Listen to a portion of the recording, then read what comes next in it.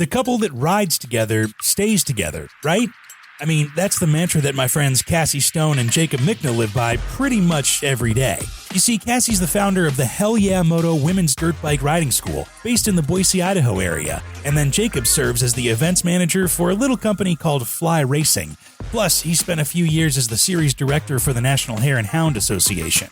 Even though they come from wildly different topographies, Cassey from the mountains and Jacob from the desert, they both live, breathe, and eat off-road riding, which is probably why they get along so well. But if you think that these two like to head out for an easy, leisurely, two-wheeled adventure into nature, you've got another thing coming.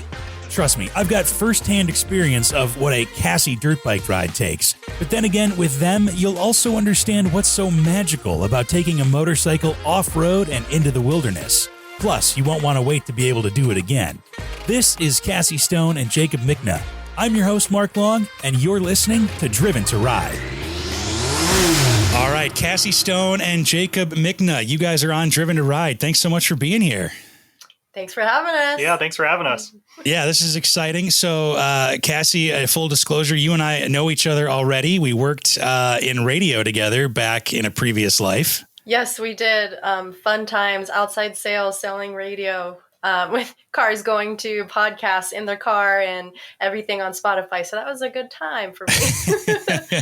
Yeah, but you showed me how tough you have to be an off-road rider in the state of Idaho. Man, I still think about that ride. I don't know if you know this, Jacob, but Cassey took my buddy Danny and I on a ride, and I didn't do so hot. The best compliment I got all day was from Cassey, and she goes, "You know how to crash really well." That sounds about right. That's a skill, though. Yeah. Seriously. So I appreciated the positive spin. So, but Jacob, this is the first time we're meeting. So nice to meet you. Thanks for being here. Let's start kind of from the beginning. What's kind of in your own words, what's your guys' claim to fame? Sure. So I'll go first. So my claim to fame in this riding space is all my friends, well, they say when we go on a ride that's led by me, they always ask, is it a Cassey ride? Is it a Cassey ride? And it's like, is it a ride? Is it an adventure? Because you may or may not go on a 12-hour day and end up walking out at midnight in the middle of the woods. So that's kind of my claim to fame is everyone knows me for riding mountain single track, and that's what I love the most. So I love showing people around and taking them on trails and pushing them because, when people start out to ride in the desert, the next step, has got to be the walk out at midnight ride in the mountains with Cassey. So that's kind of my claim to fame. And then, of course, I did scoring for our local racing series, Sidra. So some people know me as a scoring chick. And then recently, for the Hell Yeah Moto clinics. So I'm coaching and getting bigger in that space here. There's not a lot of female coaches. So that's probably my claim to fame. And then Jake's is way cooler than mine. Yeah, mine is basically I'm the last survivor of Cassey's rides. So still standing strong. But no, yeah, so mine, my claim to fame, I guess, would be from my time as a series director at the National Hare and Hound Association. So running both the National Hare and Hounds, which is 80 to 120 mile long desert races, and also running the AMA West Hare Scrambles, which is around 2.5 hour plus races in the premier class in the woods. So one's desert, one's woods. So got the best of both worlds. And then dabbled in Sidra for a little bit too. And then I worked at dealerships before that for about 8 years. So, but yeah. Weren't you the longest standing director? Yeah, so I was the longest standing director. The longest one before me was 3 years, and I did it, which was Eric Kudla, and he went off to be the AMA off-road manager. And I did it for 8 years. So it was a long time. I think I counted over 100 races in NHHA alone. And I was also in clubs before that, putting on races. And then that's kind of how I got into it was with Eric. I helped him run a series for a while. So did a lot of time putting on races since I was 15 to now, basically. So, man, I think that's awesome. The only job he hasn't had in motorcycles is, weren't you like a delivery driver for 2 weeks? Yeah, didn't even actually go on deliveries. I trained for UPS for a little bit, and then I got a call from a dealership saying, "Hey, we got a job opening. I was like, I'll be there. And then they hired me. So you dodged a bullet. You dodged the real job bullet. Congratulations. Exactly. Thank you.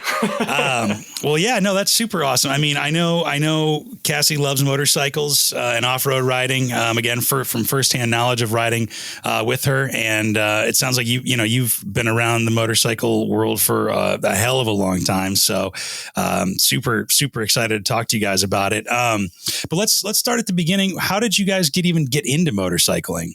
So I got into it seriously I had a random redneck friend who was like, you have ridden dirt bikes? And I'm like, no, but I'll try because I'm down to try anything. Yeah. And I borrowed a bike, went out in like tennis shoes or whatever, no gear. I had a helmet.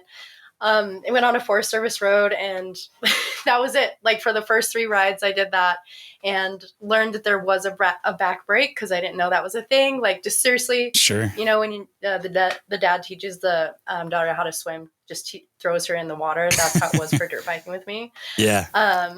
And then that's how it started. I seriously just had this friend that was like, hey, I do this thing. You want to join me? And I said, sure. And then he actually fronted my first dirt bike, bought it for me, let me make payments. I'm this young kid just trying to figure out life with finances. And he let me pay it off. And then after that, it was just an addiction. So that's how I got into it.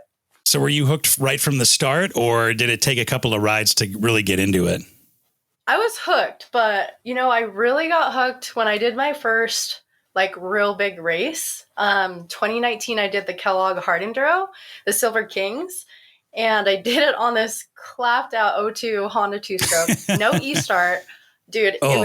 It was horrible. I didn't care about anything back then, like matching gear wise. We showed up the only ones camping in the parking lot in a tent. Everyone else has toy haulers and it's all bougie. And I'm just like, yeah, let's go do this thing. So I did it, and I was pushing my bike uphill, throwing up out of my helmet.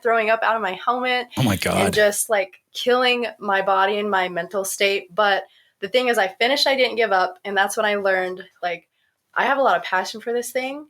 And that's when I realized I was like, I love it. So I went home, bought a brand new bike. Everyone told me, you're going to ride so much better after you get a new bike. And I didn't believe them. And it's really true. So it was that moment when I was like, I didn't give up and I love it. And I need something new to get me to the next level. So, yeah. Nice, man. Jacob, how about you? How did you get into motorcycling? When I was like 10 years old, my dad picked me up one day and took me to a dealership. I had no idea where we were going. And he was like, all right, well, this is your new dirt bike. And it was, the good old classic XR100 that a lot of people have like grown up learning at that age. So yeah. He picked that up. We went out riding, I think the next day. And I didn't like the first time I rode, I didn't think I was going to like it. And neither did he. Like I went down the sandy road and had to do 180. And I would just fall over and wait for him to get me. And I didn't get out of first gear. So like the second time I went out, I got into fifth, and that's when it all like clicked for me. And then I fell in love with it. And like in the beginning ages, when I was younger, I was into freestyle a lot. And then I started working at this little repair shop when I was 15 and a half or whatever. And they were all into desert racing. I didn't even know that existed at the time. And then they like told me all the cool stories of like Destry Abbott and Danny Hamill and Johnny Campbell. And they like, like made them seem like legends, which they are, but like, built it in my head type thing. And then I just fell in love with that. I went out to like my first desert race and saw what a bomb run was. And which, if you don't know what that is, that's like 100-ish people wide going across the desert. Eventually, like a mile later, you go down to one trail. So I fell in love with it there. I actually did really good out there compared to like where I did in motocross, because I had raced one motocross race before that. And so I kind of bounced around all the different like aspects of off-road for a while and raced that until eventually I was like started transitioning to more into helping putting them on. So raced for quite a bit of races though in my younger years until I went to college. So nice. So once you got into fifth gear, you were hooked? Yeah, that's all it took. I was like, okay. Second ride. Yeah. And then we were building tabletops out in my grandpa's like farmland, just flat land. He was out there like building little tabletops for us. And yeah. Man, that's like full send. I love it. Yeah, it was great. Yeah, that's like, so I don't know if I've ever shared this story, but how I learned how to ride a motorcycle and like with the gear and transmission and stuff like that was I was 15 and I skipped a day of driver's ed over the summer to go riding with a good buddy of mine whose family was into dirt bike riding. And I had, ridden scooters or ridden like mini bikes and all that kind of stuff. So I knew, I was comfortable on two wheels, but I had never used like, the clutch and the transmission or whatever. But I remember by the end of the day, I was getting a little bit of air off tabletops and stuff. And that was like the most fun thing. So I totally get it. Once you get the transmission down and you don't have to think about it, it's so fun. Yeah, it's a blast. Totally feel that. So, well, let's talk about desert racing a little bit, Jacob. Tell me about National Hare and Hound. Tell me just about desert racing. I mean, I'm from the Midwest, so that's a completely foreign concept to me. So, got it. Yeah, so here on the West Coast, what like separates us from the East Coast is we have a lot of BLM land, so Bureau of Land Management, meaning like we have big sparses of desert and stuff to work with. So in different states, you have different rules and stuff to follow. But like, for example, down in Southern California and Johnson Valley, you're able to just kind of go across the desert. You don't necessarily have to stay on a trail compared to here to Idaho, where you have to stay on a trail. You're not allowed to like just cross barren virgin terrain, they call it. Sure. So yeah, down in basically all hare and hounds, there's kind of different styles of desert racing. There's hare and hound, there's scrambles, there's Euro scrambles, and then there's like enduros, and they all basically have different formats. But hare and hounds is a race that is based off of distance rather than time. So your hare and hound in the rule book has to be a minimum of 70 miles ish. It changes once in a while, but basically more than that. And it can be more than 140. And hare and hounds are kind of weird because they can also be like a point to point, which we've had a couple of those in the past when I was working there. But logistically, it was a little harder to put on. But yeah, basically you imagine two loops. Your standard hare and hound is two different loops, and you never see the same part of the course twice, except for maybe the last little bit coming into the finish. And you'll start on this bomb run, and you're going to go across the desert, and you all merge down into this trail. And they used to call it bomb run because they would have these smoke bombs back in the day at the end of the bomb run. And if you've ever seen On Any Sunday, the movie, yeah, that's that desert racing scene. That was the bomb run, and a lot of that is still continue on today. It's harder to get the permits for bomb runs, but for the actual smoke, I mean, so yeah, for the bomb part, as you can imagine. Sure. But you merge down into one trail, and then that's where you're like 40 miles ish start, let's say, and you're going to follow pink arrows and pink ribbon. Kirk Caselli Foundation came up with a new marking system these days. So back in the old day, though, there was never any consistent marking. So it was a little more interesting to like figure out how a club was going to mark a course. Yeah. But you go follow that course for 40 miles, and it'll bring you back into pit row, and then you'll refuel. And then you'll head out for your other 40-mile loop. And typically the first 40 miles is a lot more like fast-paced, more flowy. And then your second 40 miles is usually the more like technical. So you'll have a lot more like boulders, waterfalls, downhills, bigger hill climbs. Jeez, okay. Yeah, it's usually the more difficult, the more taxing one. But depending on, which round you're at, like the Southern California rounds can typically be a little tougher than like Idaho or like Nevada and stuff like that. Sure. Usually the ones that are in Utah and stuff like that are pretty tame, although they have had some hard ones, don't get me wrong. And then, yeah, you come in and it's just like this, I don't know, it's like you're connected with nature really out there. So, it's kind of an adventure every time. I highly recommend it if you've never done it. Like if you're worried about the bomb run, like in reality, you just have to worry about the dude to the left and the right of you. So like, just take it to your time. You'll have a good time. You have 80 miles past those people back if you're serious about the race. So nice. Cassey, have you done a hare and hound race or watched a desert race? Yeah, I've done some hare and hounds, specifically some with his series. Okay. That's actually where I first got my first crush on him, was at my first hare and hound race. Love it. That guy holding the microphone, he's hot. And here we are. So, but yeah, I raced my last one this year. I did C, worked my way up to B, and then raced my first A this year. And I came in like 18 seconds behind second. So I was like, okay, I can do this. And then I proved it to myself. And I haven't raced any others this year, but yeah, it's fun. But to me, I love the woods. So like the hard enduro, the Kellogg race was super fun. And his Hare scrambles, I love that style because it's like 15-ish miles, and then you're timed, and then you do as many laps as you can. And then you start to remember the track. So you're like, ooh, I can go faster here because I know what's coming up next. And it's usually in the trees too. I say I'm not a desert rider, but I just do it because it's our backyard. So yeah, no, for sure. For sure. I mean, it seems like you guys obviously dyed in the wool off-road folks, and you'll ride anywhere off-road. Do you guys ride street at all? Have you ever ridden street? Do you have any inclinations to ride street or not really? I used to have a couple street bikes, an 800 Vulcan and then a 500 GSX Suzuki. Okay. Yeah. And I would just ride the Suzuki around, like to work and to volleyball and stuff. Did a couple trips up here from Boise to Idaho City, if any of you are from this area.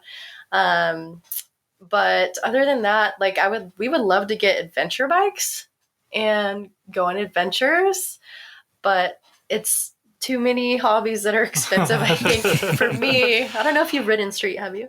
I rode a Grom to a gas station one time, so you could say I'm pretty hardcore. Man, okay. Nice. Yeah, you win the prize on that one, man. That's honestly, though, I've heard those Groms are super fun, and every time I see one, I've never seen anybody like have a bad time on one of those. So it's like, be kind of fun to have one of those, you know? Guilty pleasure, right? Yeah. It's like dirt bike pit bikes, but for street. Yeah. And yeah, for pit sure. bikes are fun. So do you, I have to ask, do you guys, or maybe more specifically, Jacob, do you think that street people that ride on the street are insane or no? Oh, for sure. Like Isle to Man, I always have like a huge respect for those guys. And I mean, I have, truth be told, I've like hopped on like a crotch rock and tried to get the feel for it type thing. Sure, and I'm like, I'm like a fish out of the water. I look like I have never rode a motorcycle before when I hop on one. Really? So, wow. Yeah. It's like a weird concept to me. I don't know, just like the posture and all that stuff. But yeah, I do. I think those guys are nuts. So see, because I think you off-road people are insane. And that was only even more, that point was only even more driven home on our adventure up to Silver City, Idaho, which I'd still burned in my brain. It was so fun, but like, and for context, you know, like I said, Cassey was like, "Hey, I got some friends. We're going to go up to Silver City. It's this nice, you know, beautiful trail. You know, why don't you and Danny rent some dirt bikes and we'll go?" And I'm like, "Okay, no big deal. I've ridden for half my life. This shouldn't be a no big deal or whatever." And I don't know if you remember this, Cassey, but the first like downhill, like 5 minutes into the ride, I dumped it and I broke the clutch handle. Yeah. and it was a kickstart. And I'm like, all right, I'm not letting this ruin my day or anybody else's. Like, I'm going to roll with it because it could still fit in the housing. I could still manipulate it. But, you know, it was basically anytime we stopped, I'd have to kill it. And I mean, oh my God, we went up rocks. We went down rocks. I was such a fish out of water. And so like completely like humbled that day. And so ever since, so different. And I remember actually something that you told me that I still remember is that you have to be comfortable like letting the bike go where it wants to go. Because with street riding, I mean, you have traction like all the time. You know, you are, for lack of a better term, like glued to the ground. And with off-road riding, I mean, it's just fast and loose all the time. You're never like solid on one spot. You have, like you said, you have to be comfortable and solid, like just moving around, you know. It's a completely different world. The name of the game is trying to get as much traction as you can, and it's hard when you're on slippery, dry dirt like we rode. Yeah. Wish I could have took you on something that was a little more tacky with denser soil and moisture like Idaho City, but yeah, definitely threw you into probably the hardest type of riding. Okay, that makes me feel a little better. Yeah, no, you should feel good. And I remember there's a lot of rain ruts too. And as a beginner or intermediate rider, you've been riding for a long time. Riding rain ruts on slippery, dry dirt's really hard. So. Yeah. Well, like I said, I was humbled and you guys all kicked my ass. I'll be the first one to tell you that every day. But what impressed me most was your patience, and which makes perfect sense when you told me that you were doing Hell Yeah Moto and starting to teach people how to ride off road. So tell me how that got started. So it truly started years ago. I've been leading women's rides specifically for like 5 or 6 years. And I just started it because I'm a girl and I was trying to make more girlfriends, to be honest, have plenty of guy friends. But I was like, wow, there's girls that ride. They're just not all coming together. So why don't I just bring us all together? So I started leading women's rides, started making more girlfriends. And on those rides, a couple of things I noticed was a lot of these girls have self-doubt. They don't have a lot of confidence. They don't know where to start. All of the things that maybe their boyfriend or husbands have kind of groomed or helped them or led them do. Mm-hmm. But in these groups, we help each other, and then their confidence just skyrockets and they're like, I don't need no man. And it's so fun for me, like, to see that independence come out. So I realized that on one specific ride outside of Boise, if you know where 8th Street is, downtown mm-hmm. Boise up in the foothills, we did an after work ride one time when there were 6 of us girls. And there's this one little section that's like just dry, slick, and there's just kind of like rocky boulders uphill. And we were dying because it was, 95 degrees, Boise desert heat. And all of us girls, we'd get up, walk down, help the next one, get up, walk down, help the next one. And that was the exact moment that I realized, I was like, I can do this. Like, I'm helping other people find that confidence within themselves, to prove themselves wrong, basically, that they can do this. And just seeing everyone like cheer each other on too was like, I got to do this for real. So fast forward a few years, last year I started planning it. I was like, there's no women's USMCA certified coaches here. Why don't I just do it? So I went on and got the credentials, and they make you do a couple little tests and stuff. And I passed, and then I got my girlfriend, Liz Leonard, to do it with me too. And I said, hey, let's go put on some clinics. And we partnered with a couple motocross tracks here and marketed it, got AMA sanctioned and chartered, got insurance, and did it all legit. And we've had 2 so far, and I have 4 more on the schedule. But it just reassured me that I don't know, I'm not, maybe meant for this, but I just really enjoy it so much and I needed to do it. So yeah. No, that's impressive, man. You like you said, you went through the whole thing, you got certified, and you're legit. So what's the response been to some of the people that have taken the clinics? The response have been good. So the first 2 we did was at Owyhee Motorcycle Club outside of Boise, and mm-hmm. That is a member only track, but they actually let me bring non-members in, which was so cool of them. And we did the clinic in a half portion of just like flat ground and half on an actual track with jumps that are intimidating. Mm-hmm. And a lot of the girls that came, they're on KLX 140s, 85s, 105s, and they're newer, they're beginners, some were intermediate. And I really pushed them. And then at the end, I said, okay, we're going to learn how to jump. Who wants to learn how to jump? Normally people, they don't want to because they're intimidated, but dude, seeing these girls fly on KLX 140s was so awesome. Like, and everyone, because some of their husbands came and just watched, and they said, wow, my wife's confidence was just like out the roof. I've never seen her want to jump before. And it was just so cool. Like, just hearing them say, wow, I want to do it again, or like seeing them, because I paid a videographer to come out to A Visuals, Bob, my dude, love you. Seeing these girls in slow motion jumping on a KLX 140 was like, damn, that's cool. Yeah, man, that's awesome. Jacob, are you involved with Hell Yeah Moto or the clinics at all, or are you busy doing other stuff, or are no boys allowed? It's definitely a no boys allowed thing right now. I try to support her, behind the scenes as much as I can, but this is very much a Cassey ran show. Sure. She's a very strong, independent woman, so she don't need no man. But yeah, no, she does it all. Like unfortunately, with my new job, I couldn't be here to like support as much as I want to because I was gone every weekend for Supercross with Fly. But she really ran off with it. I was very impressed no surprise to me, but also it's just, it's very sexy to see her, take off and do it on her. Sure. So he's definitely, I'm sure, as your partner too, someone who supports you with your growth and helps you grow too is super important. Yeah. And just picking his brain too from all of his experience helped so much. And all we do is like talk about dirt bikes and ride dirt bikes. So all the time. That's all the support really that I needed. But yeah, he's helped a lot too, and like helped me set up. I did an expo booth, and that was just really fun. So nice. Yeah. What are the biggest things that you guys have learned from each other riding wise? So he's like the master at desert. Sure. And I think I took you to kind of your first real mountain woods ride. The only woods I'd done before that was like pretty flat, or it was like Big Bear, which doesn't really count. That's like desert mountain. Sure. So you were new to the altitude, as it were.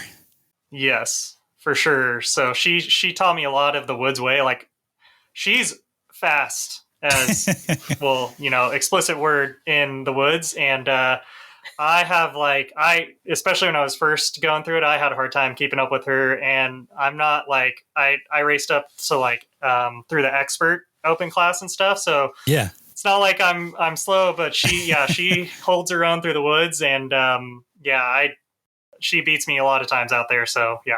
Nice. He is so fast in the desert. And I'm talking those desert guys are crazy. Like all the ones that race Baja and stuff, you just have to turn off, your brain and literally just hold it. And then your body goes into this robot mode, where you just know how to be in attack position the whole time and then just go fast. And that's what he's really good at. And I'm not. So yeah. I feel like when we go ride open fast stuff, I learned from him by just watching him and just trying to keep up, because I can't do that. My brain has to stay on. I think that's why the fast, technical stuff is fun for me, because you're always watching out and remembering what the train might be up ahead from what you just went through and all of that. Yeah. Yeah, she definitely taught me a lot of the ways of the woods and stuff, like how to saw deadfall trees and stuff, and the right ways, as well as just living in Idaho, how it's all different and stuff. So yeah, I really got to give her credit for all any woods knowledge I have. I've definitely learned through her. So yeah, it's a different world, man. I still got her on the downhills there, though. That's where I catch her in the mountains. So I just shift up a gear and yeah. Again, turn off the brain, just go. I'm an overthinker. I'm going to start endoing and flipping down this thing. Yeah. Perfect compliments, though. How about that? You guys need to find an open relay or something where it's you can get a race. You can do a race where there's desert and woods and mountain and altitude, and you guys probably wipe the floor with everybody. I keep trying to talk her into racing Vegas to Reno with me or something like that, or 24 hours of Glen Helen. But she'll come around. Give it time. So Jacob, you mentioned you're involved with Fly Racing. You're working with Fly right now. How'd you get involved with them? What do you do for them? So I'm their events manager, and towards the end of my time with Hare and Hound, I had seen a position open up for events manager. And so she actually brought it to my attention. So I was like, you would be perfect for this. It's meant for you. Yes. And they agreed, obviously. So yeah. Yes. Yeah.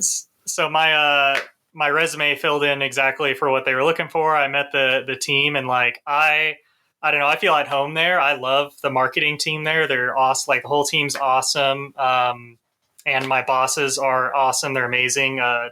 Dalton and Anthony. So he's getting paid to say this. I'm not. They're How many times can you say awesome in a row? So they're really cool. I'm actually they are really happy. And yeah, they've come over here. We had a barbecue here and stuff. Yeah. We're going to go out riding in the woods and stuff. So they're still we're friends outside of work, but when we're at work, we get stuff done, and I just love it. I'm never bored there. We're always getting it done. So. And you said you're traveling a lot with Supercross. Yeah, so right off the bat, I started two or 3 weeks before Supercross season started. So I was just got my desk set up, and then we were loading the semi truck to go to Anaheim 1. So we went to every single one except for Detroit. Yeah, Detroit, because there was no Fan Fest there. But so we have a hospitality area we set up for all the dealers. So it's kind of cool because, like I said, I used to work at dealerships right here. So this was kind of full circle for me to kind of treat the dealers and stuff that I used to work with. And I saw a lot of familiar faces from over 8 years ago that I used to work with. So that was super cool. And that's how it works. We set up hospitality area. They come over, we, treat them to food and giveaways and stuff like that. And then we kind of have a area where fans get to come up and they get to sign up for giveaway, our helmet giveaway and for foam fingers and stuff. Like that. So nice. So was it a big jump to go from that Hare and Hound and desert to the Supercross? That had to have been a bit of an adjustment. Oh, for sure. Hare and Hound, for me, the stress, and I tell people this a lot, like the stress level for me for being a series director was at a really high peak, especially with 2 series. And we even had races where we're designing a marketing course. So like it was a lot. And the stress level for fly for me is very low just because everything kind of just works as a streamline. Like I'm not overloaded like I was with Hare and Hound. So it's very Sure. relaxing comparison like that. And they like what I like bring to the table. And it's just a really, I don't know, it's really well balanced for me. I'm really happy with that. But yeah, the adjustment did take a little bit flying every weekend. I wasn't used to flying as much. Oh, sure. And also being away, of course, from Cassey was, the hardest part because gone for, from Thursday, sometimes Wednesday till fly back Sunday. And so it was a lot, like every weekend being gone away from each other was pretty hard to be away from the home. So that was the hardest adjustment for sure. But from work to work, it was just kind of a nice adjustment, I would say. So, as you know, as a couple who rides a lot, do you kind of have your own way of communicating while you're riding? I mean, do you have Bluetooth? Do you hand signals? Do you just ignore each other? I mean, or try to race as fast as you can away from each other? What's that like? There's one finger she keeps showing me. I can't remember which one. That's about it. It's funny you say that though. We do have a couple we ride with. Jess and Joe, they have a headset and they're always talking to each other, and which is funny to me because when like one of them comes around the corner, it looks like they're talking to themselves. So that's entertaining to me. But no, for us, we like to kind of enjoy the peace and quiet, I think. So what do you think, babe? Yeah, we're the complete opposite of Jess and Joe. Like, we're not trying to talk to each other. Yeah. And if I'm trying to talk to him, it's because I've tried picking up my bike up a rock slide 5 times and now I need his help. So it's usually yelling at that point. But no, I think we both like really enjoy being one with nature. Yeah, for sure. So without interruptions. So I think that's our style for sure. I think it's funny because you talk about like couples who do things together. And it's always okay, so do you want me to help you? Like, do you want me to rush over when you fall? And so we had to work that out in the beginning. And after that, it's been good. So can you kind of read what each other's doing riding wise, or like if somebody's struggling or anything like that? Can you read each other's body language that way? I know I can read hers. I'm curious if she can read mine though. Well, reading body language is usually like Jake's ran into a tree and has a concussion and he's like on the ground. So that's a pretty good read of he might need help right now. Yeah. I'm more of like a tough love, tough coach type person. So I'll let you try to figure it out in the beginning. And he's a really good rider. So normally he doesn't need help unless, again, he's ran into a tree, which seems to be common these days. So happens to the best of us. Yeah. But other than that, it's, when we're doing super long, hot rides and we're dehydrated, I can tell when he's like declining. Okay. And we need to seek shade or like energy bars or something now. And I think same for me, just because I have an issue with like staying hydrated properly. And I just fade. So she's the type, she doesn't have like a slow decline. Hers is really? Like, she is just killing it and then just bam. Wow. Okay. Throwing up on the side of the trail. Survival mode. Yeah. It's like a roller coaster. It's just you're good, boom, straight down. Yeah. Yeah. That's wild, man. But so you said you talked a little bit about taking super long day trips and all that. Have you guys taken any like multi-day off-road trips or camping trips or anything like that with off-road riding? You have? Well, I mean, sorry, when you say that, do you mean like we take the bike out on the trail and we like pull out a tent out of our pack and like sleep in the woods? Or do you mean like we bring a trailer out for the weekend and we're like riding and then we go back to the trailer after a ride all day? Well, I originally meant like moto camping, like, you pack a tent and you pack in there and then you do like a multi-day trip or whatever. But I mean, sounds like you've done the other a little bit more with a trailer. We definitely want to. Like, we would love to. And there's definitely some multiple trail sections we want to link up by doing that. Sure. I just think we haven't yet, mostly because when we go ride, it's like hard enduro for 8 hours. And then we want to go back to our trailer and make dinner and not sleep on the side of the trail right now. Right. So if we purposely meant to do that, I think it'd be fun for sure. Because a lot of the trails out here, you can link stuff together and it's like multiple mountain lakes and just, it's so cool. So on the bucket list. If you want to come join us, we can make it happen. You know, I've talked to enough people now that like I kind of have this thing in the back of my head, like maybe ADV bikes would be kind of fun. So I don't know, maybe we could link something up there. So, well, let me ask you guys this: where, and whoever wants to go first can go first, but where is like your favorite, place that you have ever ridden or that you love to ride, like every time, it never gets old? Go ahead, babe. Gosh. Okay. So I have 3 specifically here in Idaho and 1 in Utah. And that's really all I've ridden, just because we have so many trails here that it's hard to ride outside of this area. Sure. So I haven't adventured a lot, to be honest. I've ridden St. George, Utah, and that's my most favorite out-of-state place. It's that slick red rock, dude, is so fun. Talk about traction. There's traction the whole time. And it's so playful. So you can just like blip over things and connect your tires everywhere you go. Nice. And then here in Idaho, I'm not going to give away my secrets. Right. That's important. But yeah, there's 3 places that are my favorite. And I'd probably say, favorite. I'm going to have to say Pine and Featherville, just Baumgartner area. It just has a place in my heart. That's where I hunt. That's where I ride. I've shared a lot of memories with friends and family and Jake there. And we've also shared a really fun memory of walking out at midnight there together. So, and leaving our bikes in the middle of the woods. Man. So that's probably my favorite. It never gets old. Yeah. For sure. Yeah. How about you, Jacob? For me, I mean, anywhere in the Idaho Mountains I love.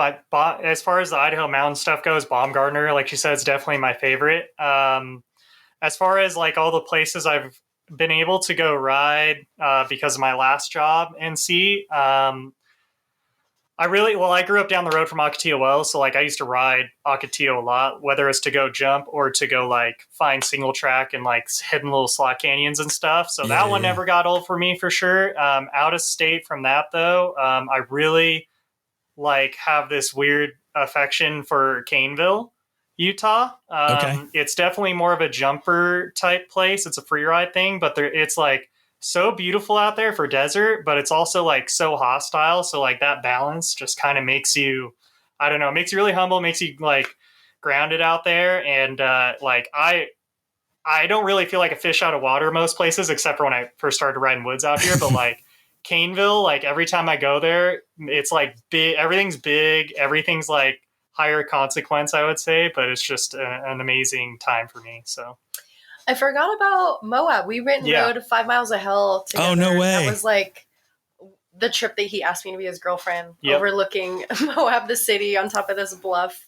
That was cool. But if I didn't know any better, I'd say you were a hopeless romantic, Jacob. Come on now. For sure. Did you plan that out? Yeah. If I have to go back in my concussed head here, I think... Yeah, no, for sure. I was actually thinking about it there. I was thinking, I knew it was going to be somewhere on that trip. I just wanted a good spot, and that was like a pretty epic lookout. And I took a picture before I asked her. So like, pro tip, you just favorite that and you never miss an anniversary because it, puts the date stamp on there. But anyways, just kidding. But better than asking at 5 miles to hell. But no, that place was so fun too. Yeah. There were sand washes, the red rock, slick rock, and everything too. We're gonna go there at the end of the year with some friends and go ride that again. But that is just so fun because it's a true test to your mind and your body of how far can you go, because you can't turn around now. So yeah, seriously. So you've mentioned it a couple of times, both of you, about riding with friends and having that motorcycle community. What do you kind of love most about the off-road community that you're in? What I love most is that it's a community, right? I think a lot of people go out through their life and they wonder, who am I? What's my purpose? What am I doing here? Who are my friends? I stand out. I'm different. With dirt bikes, we're all the same kind of dum-dums, I like to say. Like we're all just kind of so oddly obsessed with this sport, and that's our thing that we have in common. And everything else is in common too, because that's the one thing we all really care about. And especially here in the Treasure Valley, we have a lot of women that ride, and we're all super cool. No one is stuck up. You walk up to a chick and she wants to be your friend, no matter like if you totally have different interests than dirt bikes, but like that's our main one. Everyone's just so nice here. I've traveled to other states and raced and hung out with other people who ride too. I rode Silverwoods in California by myself. I came back and this chick walked up to me. She's like, "Are you from here? We should totally ride and be friends." I'm like, "No, actually I'm not. I don't even know where I'm at right now." But that's the thing is, no matter where you go, I think probably in the world too, it's like that. It's just, it brings people together in such a way that nothing else matters. Love it. Yeah. I would have to say, like in the old racing community that I was in, everyone kind of had your back. Like I've seen pros go and give another pro their own competition, like a wheel to, so that pro can race. Sure. I've seen a lot of that happen, especially back in the old days. And like, I really like the grit that these people, like off-road riders and racers, have to have. Like, you're going to be around like gritty people that can put up with quite a bit. So that's probably like one of my favorite aspects of it. And like the old school, like desert racers, man, they used to like handle things out on the trail, which was pretty like one of my favorite parts. There wasn't like a lot of drama back at camp, I would say, just because a lot of it was handled out there. But they threw hands on the trail, not back at camp. Yeah, exactly. Right. So because you're out in the middle of the desert, no one really can see what's going on. I mean, it's just such a tight community because it's pretty niche, I would say. And like people have each other's backs out here, and we're all, kind of like she said, like-minded people. And we're all addicted to this thing called dirt bikes. And it's just a good time hanging out with your buddies and stuff out in the trail. You can't really replace that. And I don't know, everyone likes this good community. Everyone will help each other out. So yeah. Last question, again, to both of you. If somebody wanted to get into dirt bike riding or off-road riding, whether they're young or old or have ridden in the street or haven't or whatever, what would you think or what would you advise the best way to get into it would be? So to get into dirt bikes, honestly, is just reach out to someone in the community who has a positive outlook. And we have a lot of local companies that rent bikes. So like what you did, you needed a bike, a gear, transportation to get there, and someone to take you. And we offer all of those things here. No matter where you live, I'm pretty sure something similar is offered in other states around the world too. And then I think the most important part is, just like in life, surround yourself with people who have a positive mindset, because that's going to determine the outcome and the experience you have. So just make sure you go with someone who's stoked to be there and is stoked to be there and show you around, not just there for themselves too. And that's where I think a lot of our friends are the same way. We just brought beginners out at Blacks Creek right outside Boise and went on a trail ride with beginners. And we do that every year, multiple times, because if that's where they start, that's where I started. They start there. They have a really great experience, and then they're hooked. And then we just have more people in the sport, more buddies to ride with. Right. So that's what I would recommend. Or just reach out to Hare Moto. We'll get you into a clinic, get you a bike, gear, people, coaches, and friends, and a place to ride. Yeah, I would have to say I agree.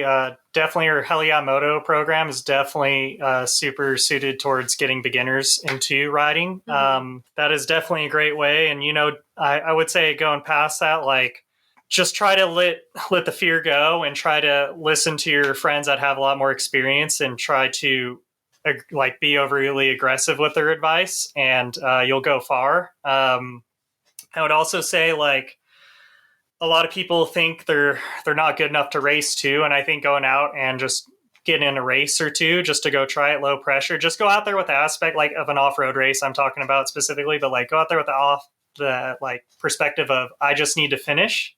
Sure. And I promise you're going to finish a lot better off than you thought. And it's never too soon. Like I've had people who hardly ever rode a dirt bike or kids on PW50s that, like, sometimes I've seen parents just throw them on there. Maybe not that. Maybe go ride a few times before you go do that. But yeah, so there's never too soon a time to go do that. But listen to your friends that I've rode a long time. Sign up for Hare Moto if you're in Idaho. Dig it. And I've seen, it doesn't matter the age too. Like I've had a lot of ladies come to me that are in their 50s and they're just picking up this sport.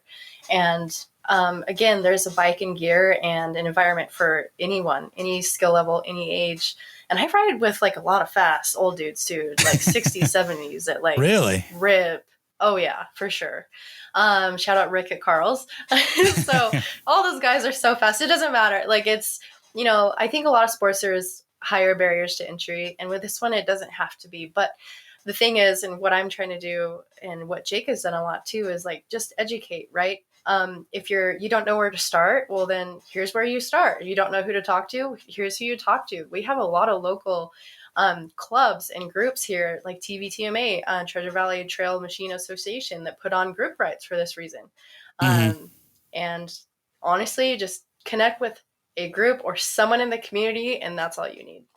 I agree. Like you can join an off-road motorcycle club too. Those are good ones to get into, even if you're not ready to race yet. You can even go out and just like volunteer and like see what a race is like. That's a good way to get like hands-on, like see how it's going to be out there. That's a great way for sure. But yeah, just kind of getting into it, just make that first step and then you're going to be addicted for sure. And I'm like a map nerd. Like, so there's these maps called Bill Dart maps, and they're made out of synthetic paper, but Bill Dart's an actual guy who has ridden all of the trails around here and has marked them on his difficulty level. And so if you just buy a Bill Dart map and you download, there's Advenza, there's Onyx, there's CalTopo, sure. All of those, and you just start clicking around and you're like, wow, there's a trail, I'll go ride it. But education, right? People probably don't even know that exists. So how can we educate people to get into the sport easier? And that's what Jake and I are, I feel like, doing on a personal level and trying to really get out there and do it on a higher level. Yeah, man. Well, I think you guys are doing a hell of a job. And if I could find two better stewards of the motorcycle industry, I don't think I could. So thank you very much. Yeah. Well, thank you guys for being on the podcast, and we appreciate it. And maybe I'll give off-road riding another try. I'll come through Idaho. Maybe I'll give it another try. We'll take you on a better trail. I promise, Mark. Famous last words. Well, yeah, maybe. And I'll bring an extra clutch lever, and I'll get a bike with electric start, and we'll call it a deal. So there you go. Yeah, that sounds good. All right, thanks, guys. We'll talk soon. Okay, thank you. Talk soon, Myra. Thanks for listening to Driven to Ride. Interact with us and check out full unedited conversations, photos, interviews, video interviews, plus other goodies on YouTube or Instagram at Driven to Ride Podcast. Or you can check us out at driventoridepodcast.com.